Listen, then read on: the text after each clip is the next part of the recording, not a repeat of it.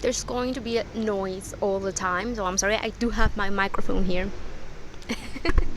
for noise purposes, and hopefully it will not be awful quality. If it is, I'm gonna have to refilm this, so please don't sound awful.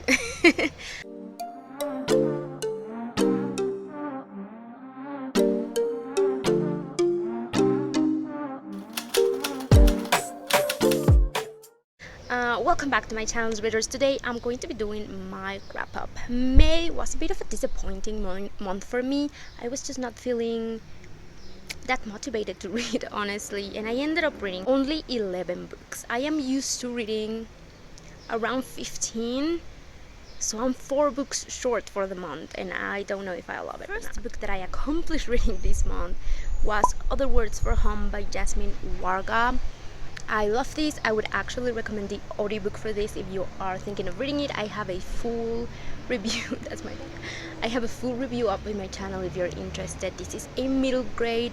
It is so well written. It talks about the importance of immigration, why people immigrate there. It is just, I think, a really nice educational read for little and young people.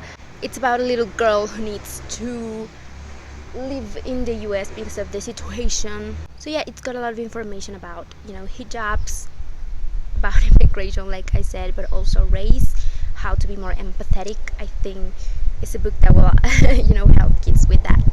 The next thing that I read was Dr. Sleep by Stephen King. I have a whole blog reading this.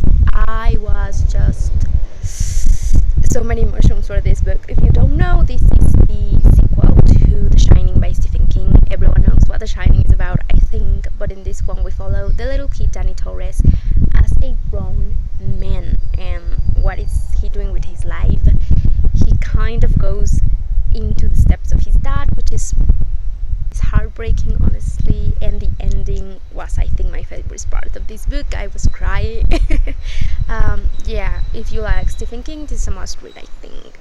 I continued on with my read of a series of important events. I read the 4th and the 5th book in May, which is The Miserable Meal and the Austere Academy. I'm just really enjoying these books. They are made in such a clever way. Like, the author always makes things that are like really clever, just to follow these kids through this huge series of unfortunate events. And I am continuing with the read, obviously, in the next months. I'm just really savoring it, really enjoying it, and taking my sweet time with this. The next thing that I read, I actually listened to these on audiobook. There are short stories for kids on Audible. I will leave a link down below if you're interested, but they have a ton of books that you can actually listen for free, and one of them is The Witch of Duva by Leigh Bardugo. I love this so much. This was like Hansel and Gretel, but only with a girl in it, and a huge twist. It really, I think, I have not read any other Leigh Bardugo books, but I do think that this is an awesome way, for me at least, it was a great way to get introduced into the writing style.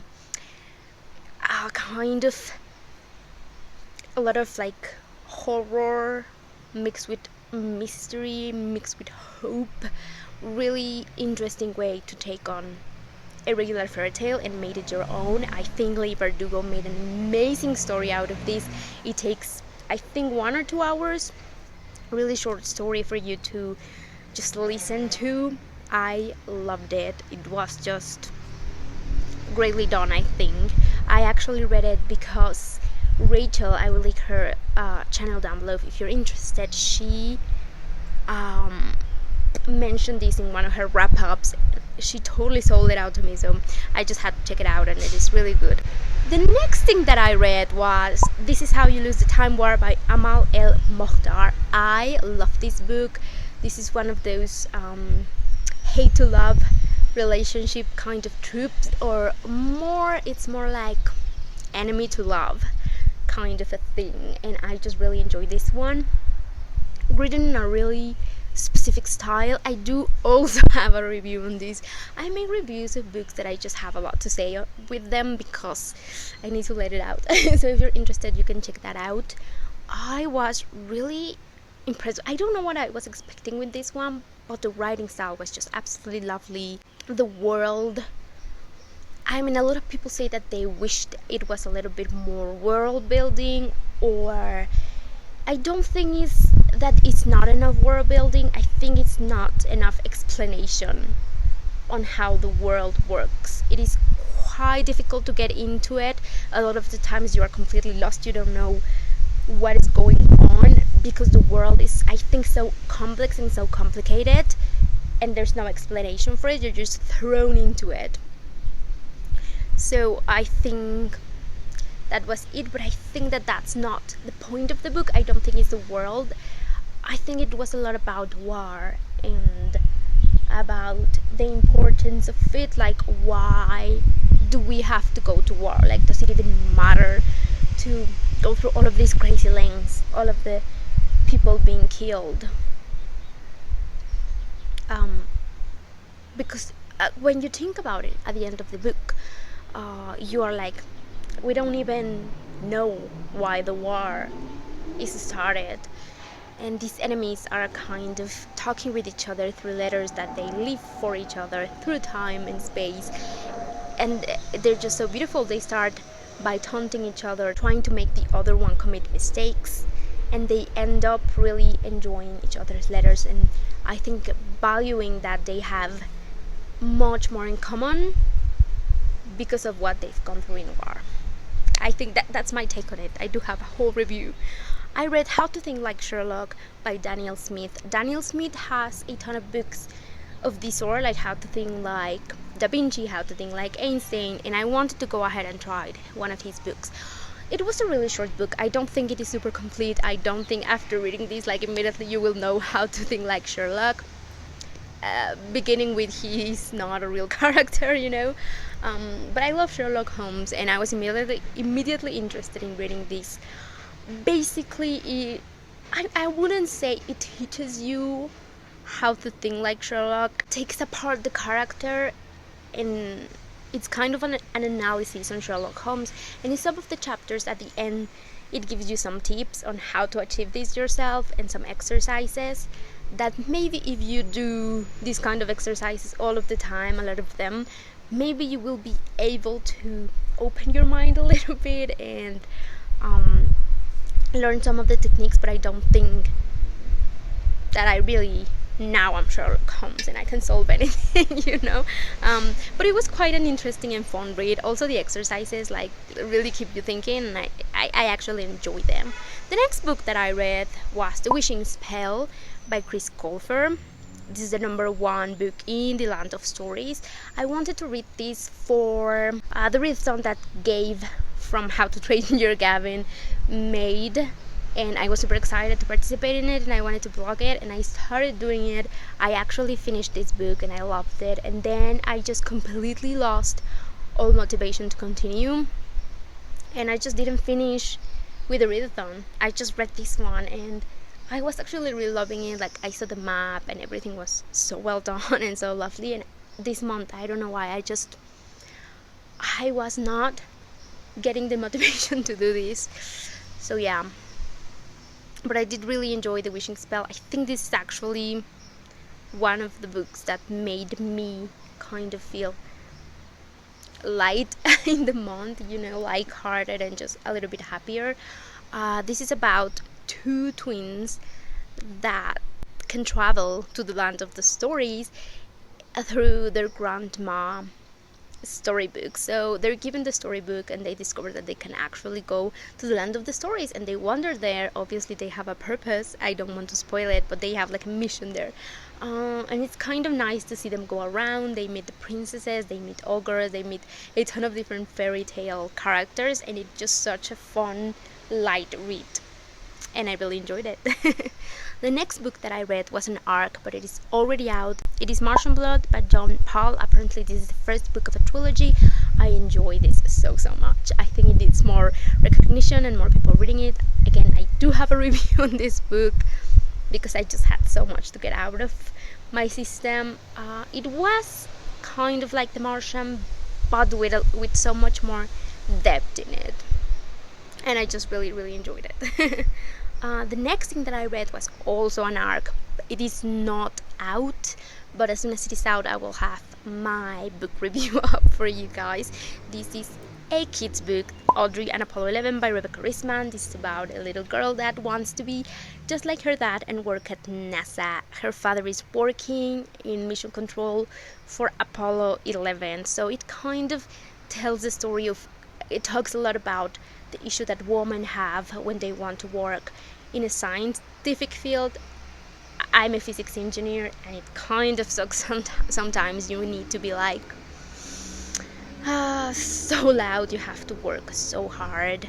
I've actually had gone to a class and have people ask me, are you sure you're in the right classroom? This is modern physics. And I'm like, bitch, yes I am. Yeah, so that was kind of a little bit of the topic on it, made in a nice way for your little kids. It's nice to see a little kid's book like this. I wish I had something like this when I was younger, but I really enjoyed it. And it also obviously gives a little bit of history to kids if you want to know about this huge step in human history, which was moon landing. So, and the 11th and last book that I read was The Silence of the Girls by Pahl. I can have a whole video review for this one. I really enjoyed this book. I actually read it for the DA book club, the Dark Academics book club. I will leave below the social media where you can find about this book club.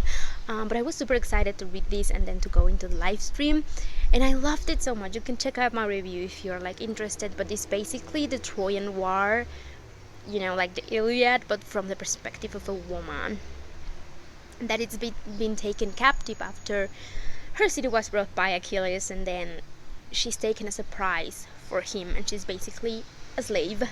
I loved it so much. I think it was really well done. A lot of people say that they don't like that they took away like her voice, because some of the story in the book, especially the second part of the book, some of it was told from Achilles' perspective. I actually think it even serves the purpose more of saying how this is not her story, this is the story of the warriors. I think it is also a lovely way to put the problems and the issue that women had without taking or diminishing the problems that the men had, if that makes sense, because they were the ones, you know, in the war, and since they were little kids, it was, you have to be proud to go to the war, and everything that you will have depends on that. And also, you know, obviously the author is also trying to say like that is awful, but for afterwards, you know, after the war, the fate that's the worst is the woman's fate, because they go out and they're treated like slaves. So yeah, I think it was a really nice read. I loved it. I really enjoyed it. And I was kind of sad because in the live stream for the book club, a lot of the girls were like not getting it and throwing like a bunch of shame on it, and I was like because I really enjoyed it and I really got the idea of this. Like, I think a lot of the girls were not seeing that. They were just trying to 100% get the story of the girl, and 100% like, you know, what were you expecting? Of course, the main story is Achilles' story, and at the end we really get that idea, like, because she's even like, this is not my story. Of course not. Because I was a slave, and I just really enjoyed the book. Anyways, I think it is a great part of not only human history but also woman history to know all of these things that happened. It was just really interesting to read as well. Yeah, those were, I'm so sad that I didn't read more. I think that's why I'm like pushing myself even more to read a ton of books this month. So yeah, that's my wrap up. Thank you so much for watching, readers, and as always, I will see you guys on my next video. Bye.